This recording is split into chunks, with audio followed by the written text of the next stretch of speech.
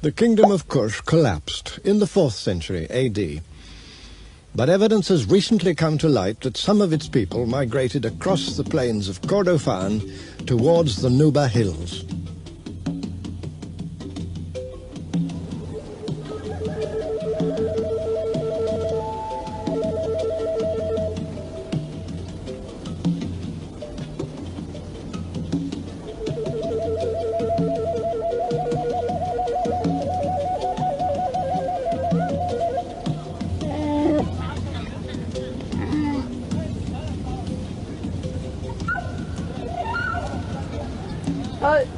Less influenced by Islam than the Nubians along the Nile, the people of this region have become of considerable interest to historians because they may be closer in their way of life to the Nubians of old.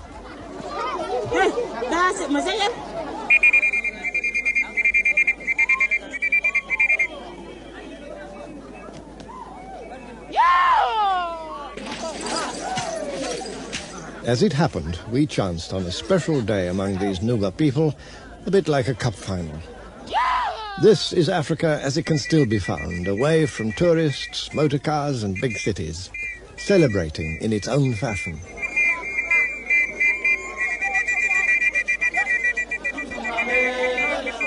A number of cultural links have been found to suggest that these people may well share a common heritage with distant ancestors who lived in the time of the kings and queens of Kush.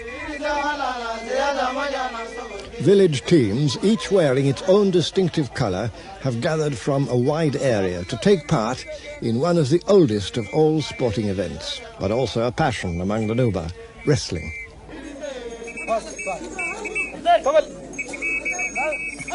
So intricate are the rules governing not only the contest itself, but also exactly who may wrestle with whom on the basis of family relationships, that it's almost impossible for a visitor to follow all the moves.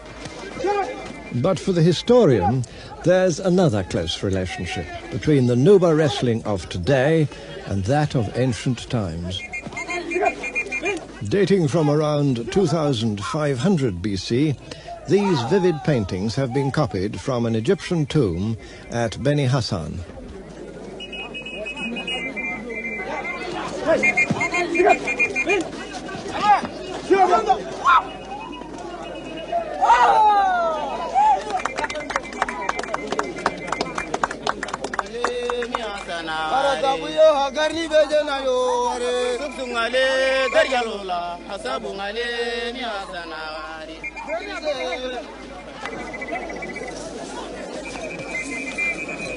Increasingly, it seems that these people can indeed trace their past back to civilizations in antiquity.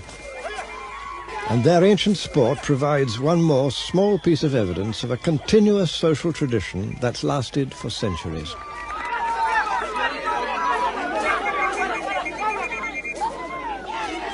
Yet these are the very people whom the 19th century explorer Samuel Baker described as human nature in its crudest state, not to be compared with the noble character of the dog.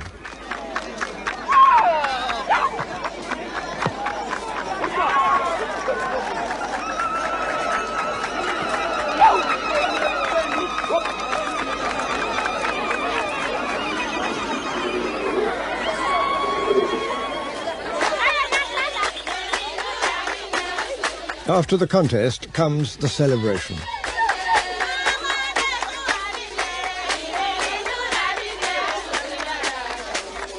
Some of these Nuba girls may well be Muslim, but it's no part of their tradition to hide their faces behind veils. They have a pride and place within society, in line with the customs of old Nubia, and even of Meroe itself, whose rulers were often women.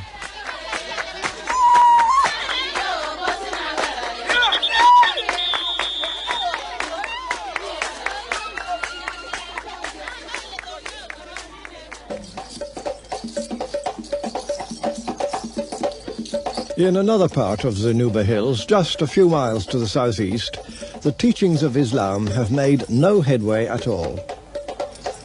The people of these villages have quite consciously chosen to reject either Western or Islamic dress. free spirits under an African sky, young girls dance as much for their own pleasure as for the spectators, breathing life into these astonishingly similar images of Nubian dancing girls, performing for the pharaohs 5,000 years ago.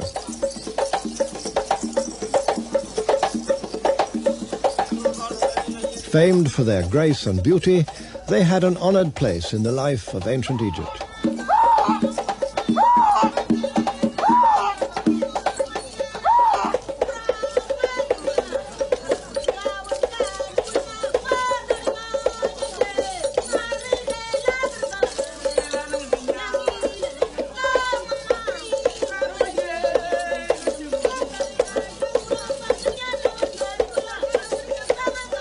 That the one should still be regarded as primitive and the other as part of the world's cultural heritage reflects on the ignorance and prejudice of the modern world,